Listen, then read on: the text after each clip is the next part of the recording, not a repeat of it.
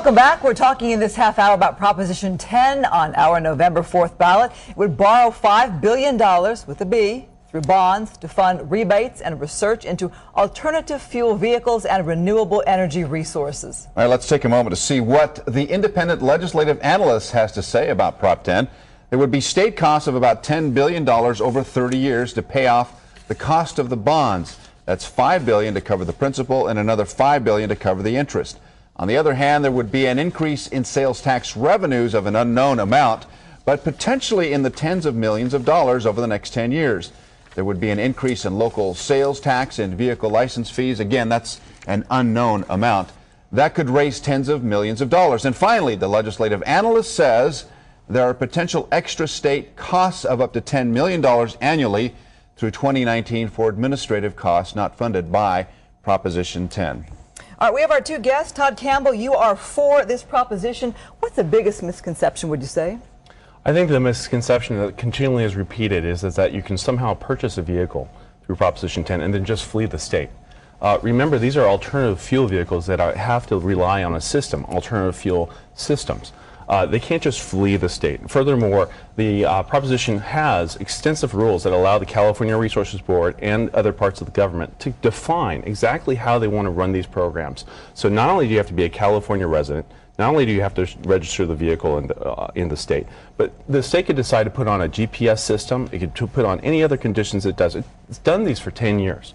The other thing I would like to say is, you know, Europe and every place else around the world, our American companies actually produce vehicles that achieve more than 60 miles per gallon just on gasoline vehicles alone. Why don't we have those vehicles? Because we do not provide the proper incentives to bring them here in the state of California. So you're saying get something going, get it going now. Okay, Richard Holliver, who's in Northern California, is there anything you like at all about the prop? No, nothing. It's a waste of money. And let me just respond first.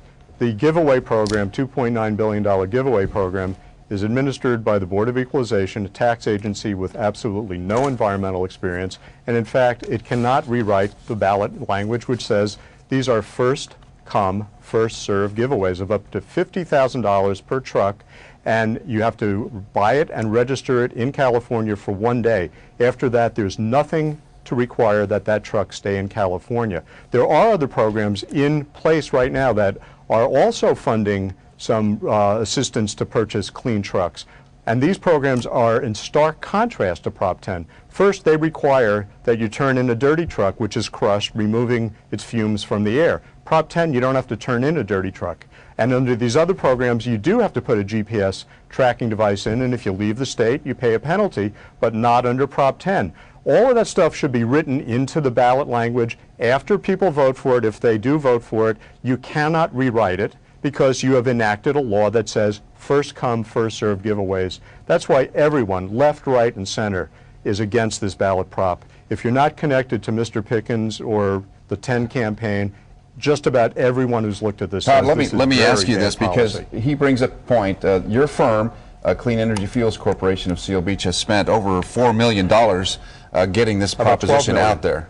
Right, and let me respond to this. He says that everybody under the sun, opposes Prop 10. I want to say the special interests oppose Prop 10.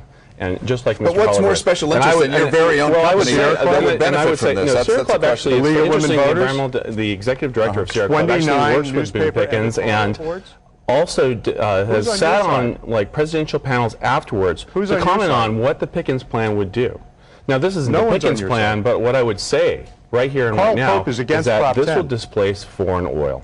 It will produce over 230,000 clean alternative fuel vehicles and high-efficiency vehicles that will save Californians significant dollars at the pump. It had a third party. You know, he wants to play himself as an environmentalist. I was with the Natural Resource Defense Council. I was with the Coalition for Clean Air for over 10 years, and I led the alternative fuels program.